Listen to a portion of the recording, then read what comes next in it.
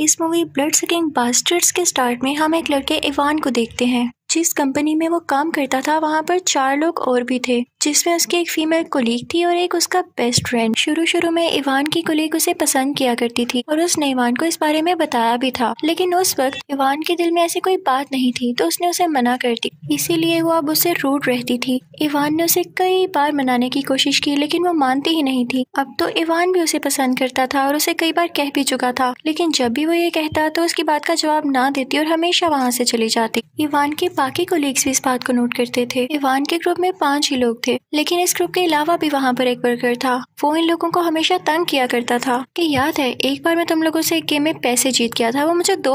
असल में इवान के बेस्ट फ्रेंड के अलावा जो 2 कोलीग्स थे उन्होंने इसके पैसे देने थे, लेकिन वो बहुत लेजी थे और आज तक उसके पैसे अपने पास रख के बैठे हुए थे। तभी उनमें से एक कोलीग बाहर रिसेप्शन पर जाता है और रिसेप्शनिस्ट से मीठी मीठी बातें करने लगता है। वो चाहता था कि ये मुझसे दोस्ती कर ले, लेकिन वो उसे अच्छा नहीं समझती थी क्योंकि वो बहुत बड़ा फ्लर्टी इंसान था।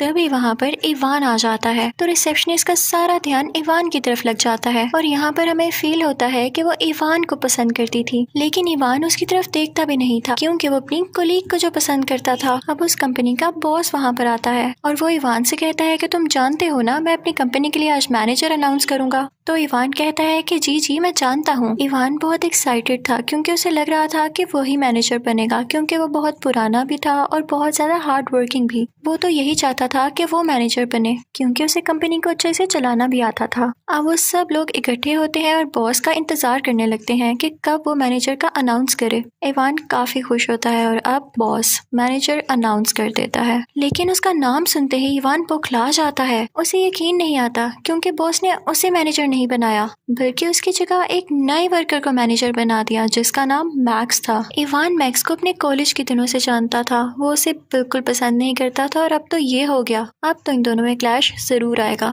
इनफैक्ट जब इवान कॉलेज में था तो उसकी गर्लफ्रेंड ने मैक्स के साथ मिलकर उसे चीट किया और इस बात की वजह से मैक्स को कॉलेज से इंसल्ट करके निकाल दिया गया। इवान के दिल में बस यही बात थी कि इतने बुरे आदमी को क्यों मैनेजर बना दिया। दूसरी तरफ मैक्स तो हवाओं में था, उसे बहुत खुशी थी मैनेजर बनने की। वो सबसे मीठी मीठी बातें करने लगता है और कहता है कि मैं आपके लिए अच्छा मैनेजर साबित होऊंगा। वो सब लोगों के दिल में घर बना लेता है पहले दिन ही। इवान को इस बात का बहुत गुस्सा था और वो बेचारा गुस्सा करता भी क्यों ना। वो बॉस के पास जाता है और कहता है कि आपने सही फैसला नहीं लिया, आपने क्यों किया ऐसे। तो बॉस कहता है कि देखो इवान, मैं जानता हूँ तुम कितने हार्ड वर्किंग हो और मेरे पास कितने अरसे से काम कर रहे हो, लेकिन देखो मुझे कैपेबिलिटी भी तो देखनी है ना। वो बेशक नया है लेकिन वो जानता है कि कंपनी को कैसे चलाना है। बॉस कहता है कि बस तुम अपने काम पे ध्यान दो। इवान वहाँ से हर्ट होके चला जाता है। इवान नोटिस करता है कि मैक्स पहले ही दिन उसकी दोस्त यानी कोलीग से मीठी मीठी बातें करने लगता है जैसे वो सबसे किया करता है। इवान वहाँ पर आता है तो वो अजीब तरह से देखता है तो मैक्स कहता है कि क्या देख रहे हो मुझे, तुम अपना काम क्यों नहीं कर रहे हो, और अब से मैं तुम पर चेक रखूंगा कि तुम कितना काम करते हो, इसलिए बेहतर है कि अपने काम पर जाओ तुम। इवान को देख के काफी हैरत होती है कि आते साथ ही रोब जमा रहा है और इसकी नजर तो मेरी कोलीग पर भी है। एक रात हम देखते हैं कि इवान का कोलीग नाइट शिफ्ट पर होता है। वो अपने काम में मगन होता है कि एकदम उसे अजीबोगरीब आवाजें आने लगती हैं जैसे कोई गुर्रा रहा हो। उसे लगता है कि शायद नींद की वजह से उसे ऐसा फील हो रहा है और उसका वहम है, लेकिन आहिस्ता आहिस्ता आवाजें बढ़ने लगती हैं। अब वो काफी डर जाता है और वॉशरूम में चला जाता है। वॉशरूम में जाते ही कोई उस पर अटैक कर देता है। वो पूरी तरह से जख्मी हो जाता है। अब अगली सुबह इवान जब कंपनी आता है तो देखता है कि उसके दोस्त की बाइक बाहर ही खड़ी हुई है। वो गार्ड से पूछता है कि क्या वो बेचारा रात से इधर ही काम कर रहा है। तो गार्ड कहता है पता नहीं सर, मैंने तो उसे नहीं देखा। इवान उसे बहुत ढूंढता है और जब वो वॉशरूम जाकर देखता है तो वहाँ पर उसके कोलीग की डेड बॉडी होती है जो कि पूरी तरह से खाई हुई थी, जैसे उसके किसी ने चीर फाड़ कर दी हो। उसके सारे कपड़े खून से भरे हुए थे। ये देखकर इवान चीख पड़ता है। उसे यकीन नहीं आ रहा था कि उसका कोलीग मारा जा चुका था।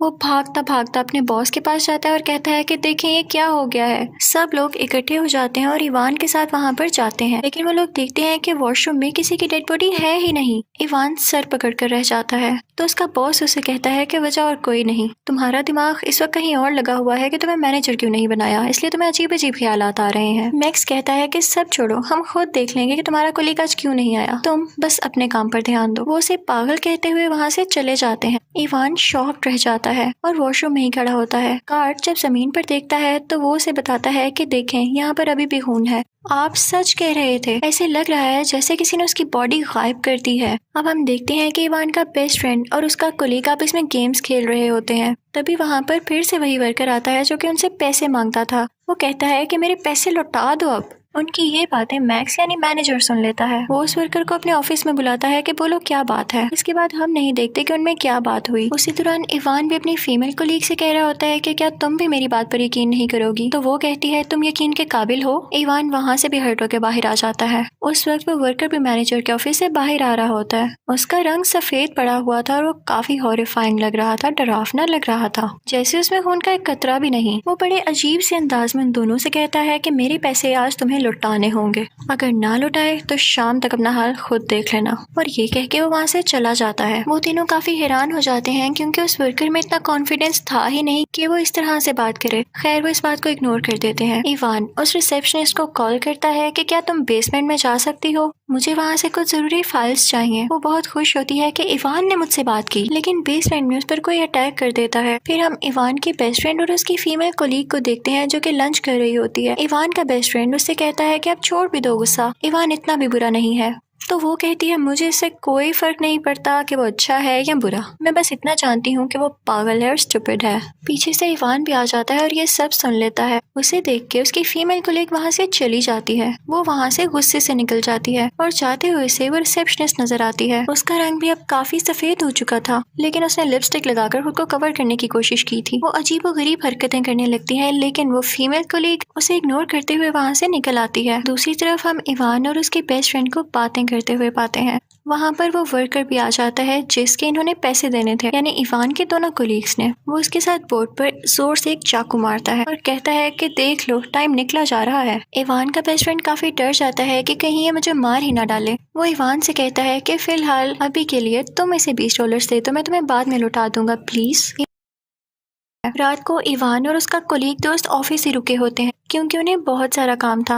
इवान अपने दोस्त से कहता है कि क्या तुम बेसमेंट में जा सकते हो, मुझे वही फाइल्स चाहिए, अभी तक नहीं मिली। जैसे ही वो जाता है इवान खुद मैक्स के ऑफिस में चला जाता है। इवान जब मैक्स के ऑफिस में जाता है तो देखता है कि उसके दोस्त की पिक्चर को हाईलाइट किया गया है, सर्कल किया गया है, जैसे इसके पीछे मैक्स का कोई इंटेंशन हो कि उसे मारना चाहता है। और यही नहीं, बॉस की पिक्चर पर भी उसने हाईलाइट किया हुआ था। दूसरी तरफ बेसमेंट में उस कोलीग को वही रिसेप्शनिस्ट मिलती है जो कि उसे अपनी तरफ अट्रैक्ट करती है, लेकिन इसी दौरान उसकी शक्ल खौफनाक हो जाती है और वो उसकी गर्दन पर काट लेती है। इवान को पता चल चुका था कि मैक्स असल में है कौन। वो था एक वैम्पायर और वो बाकी सबको भी अपने जैसा बना रहा था। उसे देख के काफी गुस्सा आता है और वो बाहर निकल आता है तो देखता है कि उसका कोलीग जख्मी है। वो उसे कहता है कि तुम यहाँ से चले जाओ। उस दौरान ऐसे लग रहा था जैसे कोई और भी वहाँ पर आ रहा है, तो इवान खुद को एक रूम में लॉक कर लेता है और इसी के साथ कोई रूम का दरवाजा जोर जोर से नॉक करने लगता है, पीटने लगता है। इवान वहाँ पर डर के छुप जाता है और उसकी आंख लग जाती है। अगली सुबह बॉस, मैनेजर और उसका बेस्ट फ्रेंड वहाँ पर आते हैं और जब बॉस ये देखता है कि ये सो रहा है तो वो इवान से कहता है कि बहुत हो गया, मैं तुम्हें नौकरी से निकाल रहा हूँ। तो मैनेजर यानी मैक्स बॉस से कहता है कि कुछ नहीं होता, इसे एक और चांस दे दे, है तो ये अच्छा वर्क करना। इवान काफी डरा हुआ था। वो बॉस से कहता है कि मेरा कोलीग भी मर चुका है, यकीन नहीं आता तो देख लेना, वो भी आज नहीं आएगा। लेकिन ये क्या, वहाँ पर तो वो कोलीग आ जाता है। तो बॉस एक टॉन्टिंग वे में हंसता है और उससे कहता है कि तुम वाकई पागल हो चुके हो, तुम्हें सिर्फ अपने काम पर ध्यान देना है और आइंदा मैं तुम्हारे मुंह से बात ना सुनूं कि ये मर गया है, वो मर गया है। इवान अपने बेस्ट फ्रेंड के पास आता है और कहता है कि तुम्हें भी मेरी बात पर यकीन नहीं है, मैं झूठ नहीं बोल रहा। तो उसका बेस्ट फ्रेंड उसे तसल्ली देता है और कहता है कि मेरे दोस्त, मुझे यकीन है क्योंकि मैं अपनी आंखों से ये देख चुका हूँ। मेरे साथ हमारी कंपनी का कार्ड भी था, वो भी इस बात का गवाह है कि मैक्स ने एक लड़की को काट कर उसे वैम्पायर बना दिया था। अब वो तीनों एक ग्रुप में हो जाते हैं, एक साथ मिल जाते हैं। वो अपनी गाड़ी में जाते हैं ताकि कुछ वेपन्स यानी हथियार लेकर आ सकें और तभी वहाँ पर कंपनी का चौकीदार यानी पीएन उन पर अटैक करने लगता है क्योंकि वो भी वैम्पायर बन चुका था, लेकिन वो लोग उसे स्टैप करके मार देते हैं। वो तीनों मिलकर कंपनी के अंदर जाते हैं और कहते हैं कि हम बॉस को बता देंगे कि बहुत हुआ, मैक्स असल में वैम्पायर है और क्या क्या कर रहा है। अंदर जाते हैं तो कंपनी के सारे वर्कर्स वैम्पायर बने होते हैं और उन पर अटैक करने लगते हैं, लेकिन वो तीनों बचते बचाते बॉस के ऑफिस में चले जाते हैं। वो उसे मैक्स के बारे में सब कुछ बता देते हैं। वो उसे सब बातें बताते हैं जिससे वो यकीन कर सके, लेकिन बॉस तो शॉक ही नहीं होता। वो बड़े इजी वे में कहता है, मैं जानता हूँ मैक्स वैम्पायर है। तो इवान कहता है कि आपने उसे रोका क्यों नहीं। तो बॉस कहता है तुम लोगों की ही गलती थी, तुम लोग लेजी होते जा रहे थे, कोई काम पर ध्यान ही नहीं था। मैंने जानकर मैक्स को हायर किया ताकि वो सबको वैम्पायर बना दे। पहली बात तो ये कि ये तुम लोगों की सजा थी। दूसरी बात ये कि वैम्पायर्स बहुत एक्टिव होते हैं इवन रात में भी, और अब देखो मुझे अच्छा आउटपुट मिल रहा है। जो लोग वैम्पायर बनते जा रहे हैं वो बड़ा अच्छा काम कर रहे हैं। अभी तो तुम लोगों की भी बारी है। मैक्स इवान से कहता है कि याद है जब मुझे कॉलेज से निकाला गया था और मैंने कितना वीक महसूस किया था, तो मैंने भी सोचा कि अब मैं स्ट्रॉन्ग बनूंगा।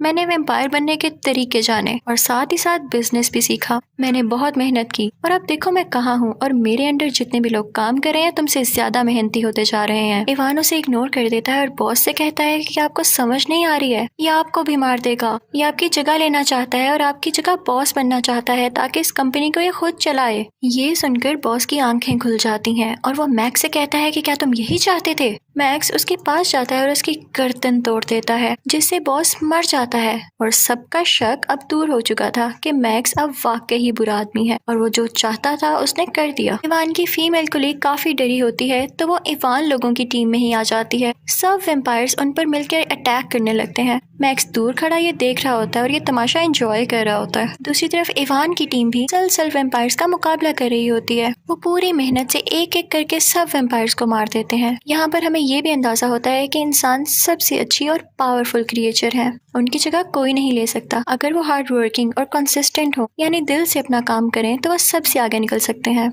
मैक्स इवान की फीमेल कोलीग को पोजेस कर लेता है और अपने ऑफिस में ले आता है। दूसरी तरफ कुछ बचे हुए वैम्पायर्स उन पर अटैक करने की कोशिश करते हैं, लेकिन गार्ड उनके बीच में आ जाता है और वो बेचारा खुद जख्मी हो जाता है। अब वो बेचारा भी इंसान नहीं रहा था। इवान किसी न किसी तरह मैक्स के ऑफिस में आ जाता है और अपनी फीमेल कोलीग को बचाने की कोशिश करता है, लेकिन मैक्स यहाँ पे बहुत पावरफुल हुआ था। वो उन दोनों को मारता है, उन्हें इंजर्ड कर देता है। इवान की फीमेल कोलीग हिम्मत करती है और एक मैशेटी उसके सर में दे मारती है, जिससे मैक्स काफी जख्मी हो जाता है। फिर उसके बाद वो उसके दिल पर भी स्टैब करती है, जिससे फाइनली वो मर जाता है और ब्लास्ट हो जाता है, जिसकी वजह से उसका खून चारों तरफ फैल जाता है। लेकिन इवान और उसकी दोस्त काफी खुश थे कि उन्होंने उस वैम्पायर, उस जालिम इंसान को मार दिया, जो कि असल में इंसान कहलाने के काबिल ही नहीं था। इवान की दोस्त यहाँ पर शर्मिंदा होती है और इवान से सॉरी करती है कि मैंने तुम्हें इतना अरसा गलत जाना, जबकि तुम बहुत अच्छे इंसान थे जो सबका भला चाहते थे। उन दोनों का यहाँ पर फिर से पैचअप हो जाता है। अब उनमें सुलह हो चुकी थी और वो फिर से एक साथ थे। अब वहाँ से इवान, उसकी कोलीग और उसका बेस्ट फ्रेंड मिलकर चले जाते हैं। लेकिन फिर हम उस कंपनी के अंदर का सीन देखते हैं, जब मेट वहाँ पर सफाई करने जाती है और बिखरा हुआ और खून से भरा हुआ कमरा देखकर वहीं पर रुक जाती है। तो पीछे से इवान का वो कोलीग जो आखिर में वैम्पायर बन चुका था और वो बच चुका था क्योंकि उसे किसी ने नहीं मारा था, वो उस मेट की नेक पर काट लेता है और फिर वहाँ से चला जाता है। इसी सीन के साथ ये मूवी भी यहाँ पर खत्म हो जाती है। Thank you for watching.